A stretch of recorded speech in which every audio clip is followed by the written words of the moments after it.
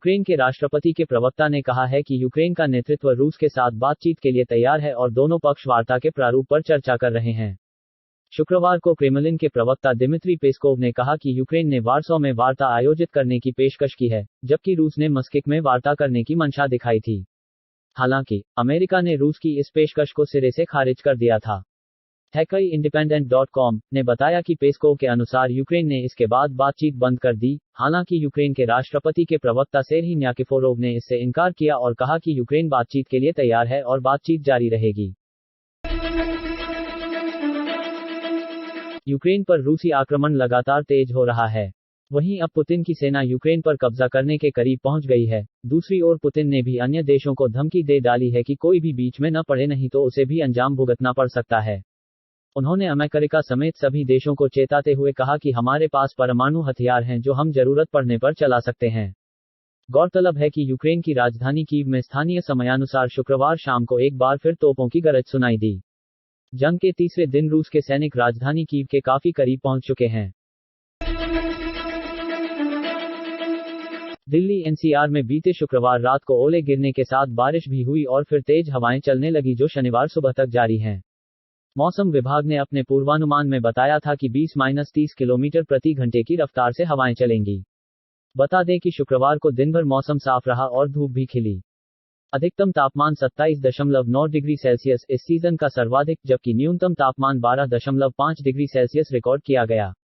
हवा में नमी का स्तर 44 से 95% दर्ज हुआ।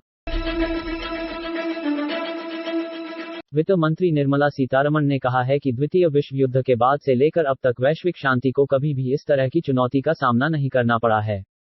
हाल में हुई घटनाओं से भारत सहित दुनिया भर की अर्थव्यवस्था में आ रही रिकवरी पर गंभीर असर देखने को मिलेगा। उन्होंने कहा कि मानवता के लिए और अर्थव्यवस्था में मजबूत रिकवरी को बनाए रखने के लिए कदम उठाने की जरूरत है। यूक्रेन में शुक्रवार को लगातार दूसरे दिन आसमान से आफत बरसती रही। तबाही के मंजर के बीच खौफजदा चेहरे मुश्किल बयां कर रहे हैं, जता रहे हैं कि आजादी की घड़ियां सिमट रही हैं। राष्ट्रपति वोलोदिमीर जेलेंस्की भी कह रहे हैं कि उनकी सेनाएं 4 दिन तक ही राजधानी कीव को बचा पाएंगी, क्योंकि कब्जे की लड़ाई उसके नजदीक आ गई है। उन्होंने खुद को रूस का पहला निशाना भी बताया है। कीव का गोस्टमेल हवाई अड्डा रूसी सैनिकों के कब्जे में आ गया है। अभी तक की लड़ाई में यूक्रेन के कुल 137 लोग मारे गए हैं और करीब 300 घायल हुए हैं, इनमें सैनिक भी शामिल हैं। गंगूबाई काठियावाड़ी के पहले दिन की प्रतिक्रिया के बारे में बात करते हुए फिल्म ने सुबह के शो में अच्छी शुरुआत की है, जिसमें मुंबई सबसे अच्छा है। मुंबई में कई स्टेशनों पर इसे रणवीर सिंह की 83 से बेहतर ओपनिंग मिली। बॉक्स ऑफिस इंडिया की रिपोर्ट के अनुसार गंगूबाई काठियावाड़ी ने लगभग 25% की ओपनिंग ली है, जो महामारी संकट के बीच नए प्रतिबंधों को देखते हुए काफी अच्छा है। परिदृश्य को देखते हुए फिल्म को पहले से लगभग 8-9 करोड़ रुपए की कमाई की उम्मीद है। मेट्रोपॉलिटन मजिस्ट्रेट अदालत ने मॉडल अभिनेत्री रिया पिल्लई द्वारा अपने पूर्व साथी टेनिस खिलाड़ी लिएंडर पेस के खिलाफ दायर घरेलू हिंसा के मामले को सही पाया है। कोर्ट ने माना कि पेस ने अपनी लिव इन पार्टनर के पर घरेलू हिंसा की थी। अदालत ने यह भी निर्देश दिया कि अगर पेस अपने साझा घर को छोड़ते हैं तो रिया को हर महीने 50,000 रुपए किराया देना होगा, जो कि लाख रुपये के मासिक रखरखाव से अलग होगा। बता दें कि मेट्रोपॉलिटन मजिस्ट्रेट कोमल सिंह राजपूत ने इस महीने की शुरुआत में आदेश पारित किया था, जिसे बुधवार को उपलब्ध कराया गया। संजय लीला भंसाली के निर्देशन में बनी आलिया भट्ट स्टारर फिल्म गंगूबाई काठियावाड़ी 25 फरवरी को सिनेमाघरों में रिलीज हो चुकी है। इस फिल्म में आलिया भट्ट ने गंगूबाई का किरदार निभाया है। बॉबी देओल ने फिल्म लव हॉस्टल में प्रभावशाली काम किया है। हालांकि कमजोर एग्जीक्यूशन ने फिल्म की लय और रोमांच दोनों का कबाड़ा कर दिया है। एक वैचारिक रूप से मजबूत विषय पर बनी कमजोर फिल्म है लव हॉस्टल। हालांकि मुख्य कलाकारों के अभिनय ने इसे संभाल कर रखा है। बीते शुक्रवार को आरएसएस की राष्ट्रीय कार्यकारिणी के सदस्य इंद्रेश कुमार ने यूक्रेन के खिलाफ सैन्य हमला तुरंत रोकने के लिए रूसी राष्ट्रपति व्लादिमीर पुतिन पर दबाव बनाने को लेकर सरकार से अन्य देशों से हाथ मिलाने की भी अपील की।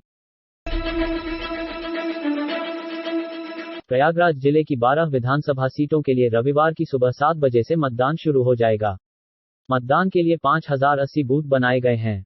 प्रति बूथ पर एक पीठासीन अधिकारी और 3 मतदान कर्मी रहेंगे। इन कर्मचारियों को ट्रेनिंग दी जा चुकी है। सिविल लाइंस व्यापार मंडल अध्यक्ष सुशील खरबंदा का कहना है कि मतदान के प्रति जागरूक करने के लिए व्यापारियों ने यह स्कीम आरंभ की है। व्यापारियों का यह कदम सराहनीय है। ऐसे में मतदान करने के साथ ही लोगों को डिस्काउंट का लाभ भी मिलेगा। बता दें, मतदान प्रतिशत बढ़ाने के लिए अब व्यापारियों ने भी पहल की है। कई व्यापारियों ने मतदान करने वाले को छूट देने का ऑफर दिया है। उन्होंने अपनी दुकान के बाहर स्टिकर भी चस्पा किया है। इसमें जूते, कपड़े और होटल व्यापारी भी हैं। उत्तर प्रदेश विधानसभा चुनाव के पहले चरण से शुरू हुआ समाजवादी पार्टी के शिकायत करने का सिलसिला जारी है। 5वें चरण के मतदान से पहले पार्टी के प्रदेश अध्यक्ष नरेश उत्तम ने भारत निर्वाचन आयोग से पोस्टल बैलेट को लेकर शिकायत की है। समाजवादी पार्टी ने अब भारत निर्वाचन आयोग से पोस्टल बैलेट को लेकर शिकायत की है। सपा ने कहा कि मऊ की 4 विधानसभा सीट पर पोस्टल बैलेट में कलम से टिक का निशान लगवाया जा रहा है, जबकि 3 सीटों पर बैलेट पर मोहर लगवाई जा रही है। यह चिंताजनक एवं गंभीर मामला है। स्वास्थ्य विभाग की तरफ से 5200 से अधिक कोविड किट बूथों पर पहुंचाई गई है। किट में मतदान कर्मियों के लिए कोविड से बचाव की सामग्रियां अलग से हैं। कोविड किट में सभी मतदान कर्मियों के लिए rubber gloves, mask, face shield, sanitiser, साबुन आदि रखे गए हैं। बता दें कि पहली बार ऐसा होगा कि सभी मतदाता डिस्पोजल ग्लव्स पहनकर ईवीएम का बटन दबाएंगे। फिर ग्लव्स वहीं रखे कूड़ेदान में डाल दिए जाएंगे।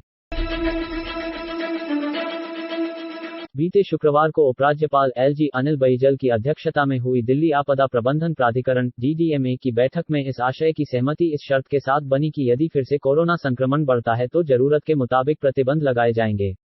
बता दें कि बीच बीच कोरोना के मामलों के बढ़ने के चलते सीमित संख्या में दिल्ली मेट्रो चली, जिससे लोगों को बहुत दिक्कत पेश आए, लेकिन सोमवार से बसों के साथ साथ दिल्ली मेट्रो में यात्री खड़े होकर भी यात्रा कर सकेंगे।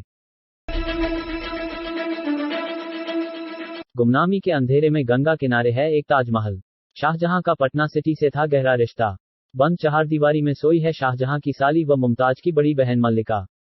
मुगल शासनकाल में सत्ता संभालते ही साड़ू सईफ खान को बिहार का सूबेदार बनाया।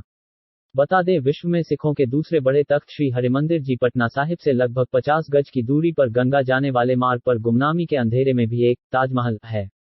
जानकारी के अभाव में मार्ग से गुजरने वाले लोगों को भी पता नहीं चलता है कि यहां चहारदीवारी के मजार में सोई है शाहजहां की साली और मुमताज महल की बड़ी बहन मल्लिका। भारत नेपाल सीमा और बहराइच से सटा श्रावस्ती विश्व प्रसिद्ध बौद्ध तीर्थ स्थली होने के बावजूद आज भी देश के अति पिछड़े जिलों में शुमार है। 2.5 दशक पूर्व पहली बार अस्तित्व में आए इस छोटे से जिले में भिनगा और श्रावस्ती 2 विधानसभा सीटें हैं। श्रावस्ती में जहां त्रिकोणीय, वहीं भिनगा में भाजपा सपा सीधी लड़ाई में दिखती है। हालांकि बहुत कुछ वोटों के बंटवारे पर निर्भर है। एक न्यूज से मिली जानकारी के मुताबिक बहराइच से बौद्ध तपोस्थली श्रावस्ती जिले की सीमा में प्रवेश करते ही गिलौला कस्बे में पिपरमिंट की जड़ बेच रहे आशाराम और रामू चुनावी माहौल के सवाल पर गजराज यानी बसपा का जोर बताने में देर नहीं करते।